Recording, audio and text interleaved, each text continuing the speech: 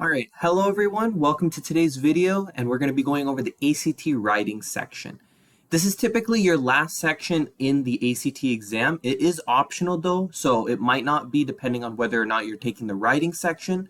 Again, my major tip in terms of taking the writing section is I would think that you should at least do it once and try to get a decent score on it, though it doesn't weigh as much as your other sections since it is optional, but it is good to have it just so that colleges know that you've done it. So let's go over some basic facts and specifically the breakdown of the section. Specifically, it's one essay in 40 minutes, and the prompt is on a pretty general topic, and this can be on anything at all. There's not a specific section or subtopic. It can be on anything. Typically, when you're having a general topic, that means it's usually something that at least you have some knowledge on. So even though you don't really need a ton of background knowledge to do well, background knowledge always helps to help you kind of connect different parts of your essay and show the writers that you truly know what you're talking about. You can pre-write to plan. You'll be given pre-writing sheets, and you're going to have lined paper in a way on the ACT Scantron that you will be using to actually write your final essay. And of course, please make sure to write legibly since these are being graded by readers and you want to have the best shot of them understanding what you're writing so that way you can get as high a score as possible. So let's go over the rubric for this section first. Specifically, there are 4 categories on the rubric that you're going to be scored on, and your scores range from 1 to 6. 1 is poor, 6 is excellent. So the 4 categories are ideas and analysis, development and support, organization, and language. So we're going to break down each category on the following slides. So ideas and analysis, what you want to do in this section is you want to use multiple perspectives. One of the biggest things for ACT writing is that when you're writing a response to the prompt, you're going to be given 3 different viewpoints, and you want your perspective to kind of be like a combination of 2 of them, or maybe even a combination of 3. It needs to be a unique perspective. So it shouldn't just be, I agree entirely with viewpoint 1. You're not going to get a lot of points if you do that. You're trying to show complexity and nuance. So you need to be able to understand the perspectives that you're given and formulate your own unique one based on what you have. So your perspective needs to be clear. It needs to make sense. And again, it should be incorporating 2 or more of the viewpoints that you are given. You want to make sure you have context for your bigger issue. So that's mainly going to help you in your introduction. You give a broad context about what the issue is before you kind of funnel it in to the exact topic that you're given for that particular prompt. And again, you want to make sure you're including different viewpoints in your answer. Your perspective itself might incorporate 2 or more viewpoints, but let's say you are kind of conditionally agreeing on a viewpoint as your perspective, and let's say one of the viewpoints that you're given is like a hard disagreement to that particular issue. What you want to do is be able to show that, while some people might agree with this viewpoint, you're trying to show why your viewpoint or your perspective is better than that one. So always make sure to kind of use different viewpoints, either to incorporate it as part of your perspective or to kind of show why viewpoint that the ACT gives you isn't entirely correct for your perspective. All right, development and support is the next category. This is about you providing an insightful argument, and you need to use reasoning to explain the significance of your issue. So your argument needs to make sense, and you need to use sound reasoning to kind of explain why your perspective is the best. Why is it the best perspective when you're looking at a particular issue? And you need to be able to understand the complexity of your topic. So this is where context, using examples, and being able to incorporate different viewpoints, that's where this is all going to come into handy to make sure you're showing the graders that you truly understand the topic that you're given and how you're responding to it. All right, next category is organization. This one is pretty straightforward. Your essay needs to be able to flow. You need to have a clear perspective, and you need to have clear supporting ideas that build on your argument with clear and logical transitions. It needs to make sense as you're going through the essay, what exactly is your thought process, and you need to be able to have great supporting details that will help you build your own argument, support it. And again, it needs to make sense in the bigger context of your essay. All right, and finally, the last category is language use and conventions. This one is pretty straightforward. The language that you use, it needs to make sense for your argument. You need to have a variety of different vocab words and different sentence lengths. Your sentence structure, it needs to be varied. So you'll have some short sentences, some long sentences. Don't have it all be long sentences because it just becomes like a monotonous paragraph, which you don't want to have. And of course, you need to make sure your grammar issues are pretty much none. You shouldn't have any, to be honest. They say minimize, so they might be okay with a couple, but you kind of want to just keep it to like no mistakes at all. All right, so in terms of scoring, each category is out of 6 points, like we said earlier. So 6 times 4, 24 points in total. Your score is then divided by 2 to give you your final score that you will see on your ACT score report. So since the scoring, when it's out of 6 for each category, can be between 4 to 24 points, your final score is between 2 to 12. Typically, you want to have a higher score. I think mine, when I took the ACT the first time, was 9, which is an okay score. Remember, you don't need to worry too much about it being like exactly like an 11 or a 12, but I feel like you should have it at least 8 or higher, I'd say, to show that you at least have an idea of, you know, what your score is at least good. You have an idea of what was going on during the ACT prompt. If you have a really low score on your first try, I'd probably try to do it again. But if you have at least a somewhat decent score, I don't think you need to worry about taking the writing section again. So let's go over an example here. This is from the ACT website. We have extracurricular activities and codes of conduct. So let's quickly go through this paragraph. So it's talking about extracurricular activities, kind of why they're important. But sometimes students who are at different schools, they might have special codes of conduct for extracurricular activities. You need high standards for academic performance and behavior. You need to meet these standards. So this is the prompt that you're looking at, right? Should students who participate in extracurricular activities be subject to special codes of conduct? So should they be required to have additional standards that they wouldn't have to face if they weren't doing extracurricular activities? Okay, so that's kind of the context. That's the main idea. And then I go straight and look at the perspectives. So perspective 1, it's talking about school rules and standards applying to every student.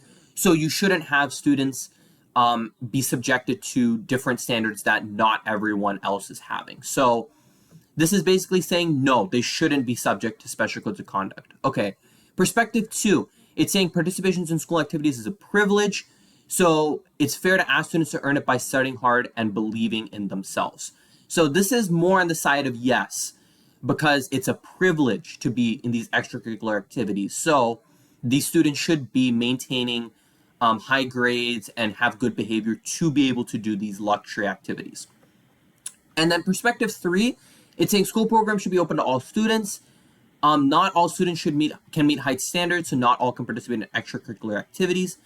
So this perspective is basically saying it's not fair to have these students be subjected to special codes of conduct or high standards because in theory it should be open to all students. So it's another no example here, but it's not as clear-cut on the no side as perspective 1. So this is typically how it's going to be on the actual exam. You're going to get this broad topic and you're going to be given perspectives. One of them is going to pretty much disagree with it. One of it is going to agree. And another one is going to kind of be of a conditional one, like no, but not all the way.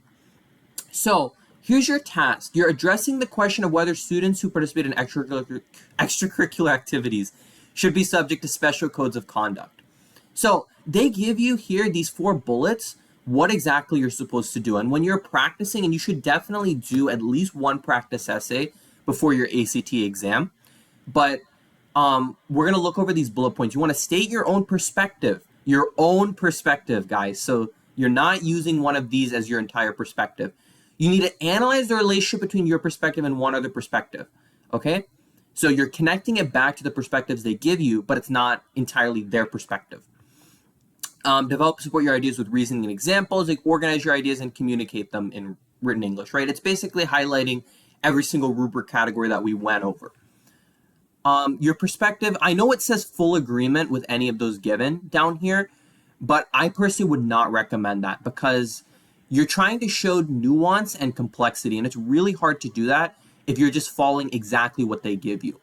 So you need to be able to kind of, what I would probably recommend is kind of just doing one that is kind of saying like, yes, this perspective is true, but there's like a caveat to it. So like, for example, if I was doing perspective one, where we're trying to hold standards to every single student, right? Well, we're not trying to do that. Sorry, we're not trying to add special codes of conduct to these students.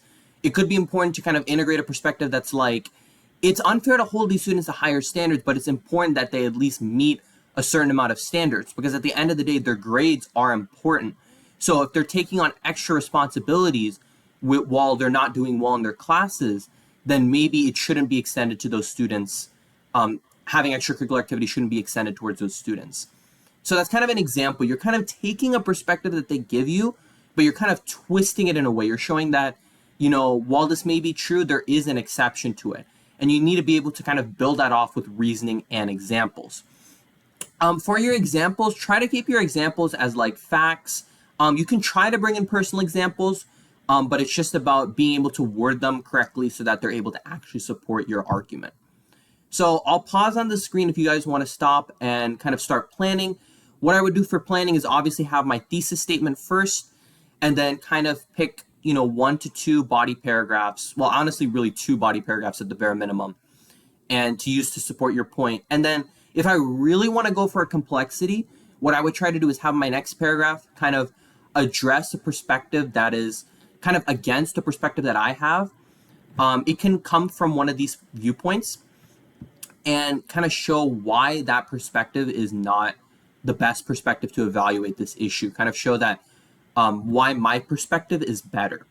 And specifically in your essay, you should be directly citing these viewpoints, whether it's for your own perspective, that your own unique perspective that you're basing off of a perspective, or like I said, where you're trying to show that a certain perspective should not be used to evaluate for this prompt. Like you're trying to show that your perspective is better than that perspective. So you don't need to have it as a 5-paragraph essay. By no means do you need to do that. But you want to have enough reasoning and enough examples in addition to good organization, and preferably showing that your perspective is better than the other perspectives given here, to try to maximize your score on this section. So again, I'll pause here. If you are doing it as an actual test, remember that you have 40 minutes for this section. You need to be able to manage your time well, which we'll talk about a little bit more in just a second. All right, so let's go on to the tips that I have for this section. You need to plan your essay out. You want to preferably have, enough time to write your essay. But if you're spending, let's say like 10 to 15 minutes planning, but you have an idea, like a pristine idea of what you're doing, then if you can write, you can do it in, 25 minutes. I would probably say don't spend more than like 15 minutes planning. But planning is very important. You need to know what exactly you're saying, because if you just start writing from the get-go without any plan and you make a mistake, well, you're wasting time, right? So you want to make sure that you have an exact plan of what you want to do, and then you'll be able to write it if you have a crystal clear idea of what your flow for your essay is going to be. You want to know the flow of your test ahead of time, which is why I'm saying you should definitely practice ahead of time. You should know that if you're doing it as part of a full-length ACT test, that's good, because it will show that after all the multiple choice sections, kind of how are you doing, how are you going to be able to pace yourself. Remember, you only have 40 minutes for the section to read the perspectives, plan your essay, and write it. So you need to make sure that it's as best as possible. Again, it doesn't need to be perfect because, again, it is a first draft. The graders understand that, but it should be as good as possible. Again, manage your time well. I would ideally want you to put as much time as possible into planning. Not too much time, of course. Again, probably not more than 15 minutes. Because if you have a crystal plan of what you want to do, then it's going to really help you when it comes to writing your essay. You can use any kind of examples again. It can be personal examples. It can be, established facts, whatever it is. use as many examples as possible to show the readers that you understand what is going on. And again, make sure you mention different viewpoints explicitly. Make sure you're saying viewpoint 1, viewpoint 2, viewpoint 3 like that. Because again, the readers want to make sure that you're actually going over the viewpoints, you're understanding what they mean. And again, it's going to help you to kind of base off your own perspective by looking at the viewpoints. Again, preferably, I would not advise you completely making your perspective like entirely based on one viewpoint, because it's not going to help you get a great score, even though they say that you can have it, you can agree in full agreement with the perspective. And again, make sure you're practicing ahead of time. Even if it's planning, that's good enough. If you have an idea, exact idea of what you want to write about, then you'll be able to write it out. I prefer that you practice writing an exact, like actually simulating it where you're writing a full essay. But if you're not able to, at least planning, having a good idea, that's going to help you the most on test day, because then it's just about translating your plan into words and a logical structure. All right, everyone, so that is the ACT writing section. Thank you so much for watching. Make sure to leave a like and subscribe. And if you need anything, be sure to let me know. Thank you guys so much.